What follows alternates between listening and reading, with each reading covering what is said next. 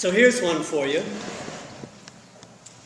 What is the spirituality of politics? Some people are probably thinking, I don't see any, thank you very much. Or maybe you're thinking, 6 days a week, all I hear is politics, politics, politics. Don't we get a Sabbath from that, for God's sake, literally? Sorry. See, the thing is, spirituality is not just something ethereal, mystical, mountaintop. Spirituality is really about how we live our lives, how we live with each other. Politics is definitely an expression of that. Jesus would go up on the mountaintop and pray all night, pray all day. But when he came down, he argued with lawyers and criticized the government. Scripture is actually full of the discussion of the spirituality of politics. Just don't see it most of the time. For example, in today's reading, now concerning food sacrificed to idols. Well, that's pretty abrupt. What has food sacrificed to idols got to do with anything? Why are we still reading that in church? Actually, it's surprisingly relevant. So, apparently, in first century Corinth, you go to the marketplace to buy some meat, and it may have already been consecrated to some pagan deity. Probably kind of similar to being blessed by a rabbi to be kosher or made halal or something like that. So an Orthodox Jew would not buy that meat because it just smacks of paganism. And apparently a newly minted Christian would also feel like, don't touch that meat, that's pagan stuff. But some people are saying, hey, wait a minute, we know better than that. There's only one God. Something dedicated to an idol that means nothing. Food is food. Go ahead and eat it. And someone else is saying, don't say that. That offends me. That offends my conscience. I'm not comfortable doing that. And Paul is saying, well, listen. You got to meet people where they are. Right?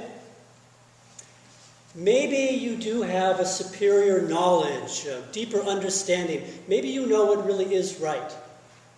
You want to raise someone up to your level? You've got to start not by offending them, but by meeting them where they are.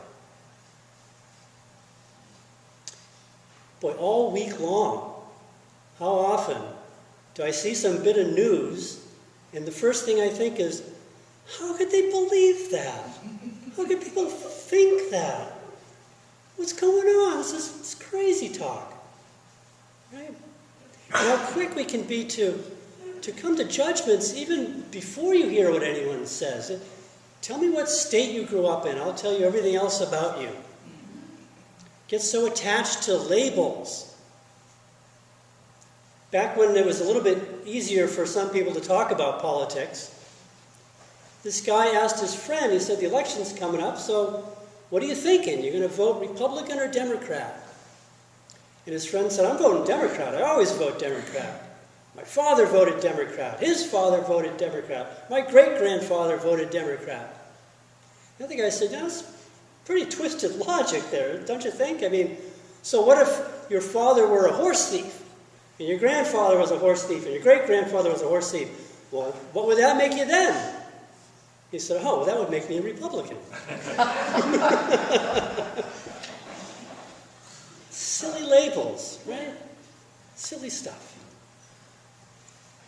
The issues at stake are very serious and real. This is not to belittle the issues. Democracy, civil rights. The thing is, we take it all so personally and feel personally threatened and offended by everything that it just turns into a shouting match in no time. No hope of progress. Meet people where they are, says Paul. Good point. How do we do that? Maybe the first thing we ought to do is acknowledge that we're already way off the rails. We're all really way off the rails. We have been for a long time, maybe always. I mean, we accept, for example, that all economic growth must be a good in itself, without asking what the actual cost is, or the consequences, or even the purpose. We consume things because we can. We don't think if we need them or if they're quality. We quibble about all these superficial things, and meanwhile the earth that sustains life is dying. That's a sin. Start by acknowledging that we're all way off the rails and in this together. And that there's no quick fix. It doesn't fix it to just change the players. Look at what happened in the gospel today. Jesus is teaching in the synagogue, and someone who comes in who, through our eyes, is maybe mentally ill, or maybe possessed by a demon.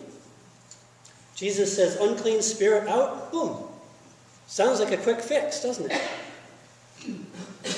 Then what happens? Does the guy go to coffee hour and talk about the Patriots? I mean, is that the end of the story? Or is that the beginning of the real hard work? What is an unclean spirit anyway?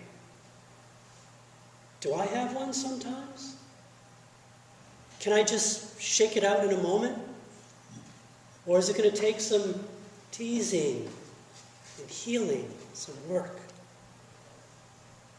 The gospel is about sacrificing the ego. Sacrificing the ego to build community, not to prove anything right. That's hard work.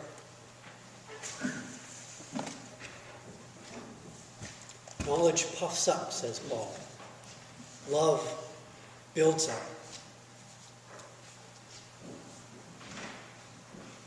We probably share a lot more problems, everyone, than we would like to acknowledge.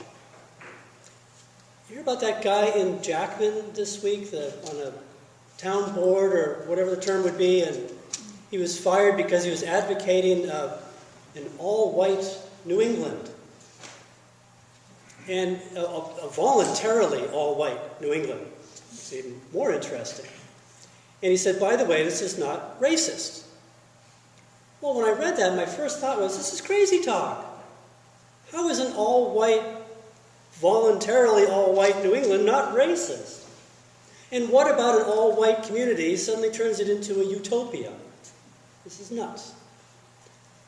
But we might ask ourselves, what is he afraid of? Maybe he's afraid that the neighborhood's going to change. The old neighborhood I grew up in is not going to be the same. And he's right. How are we doing with that?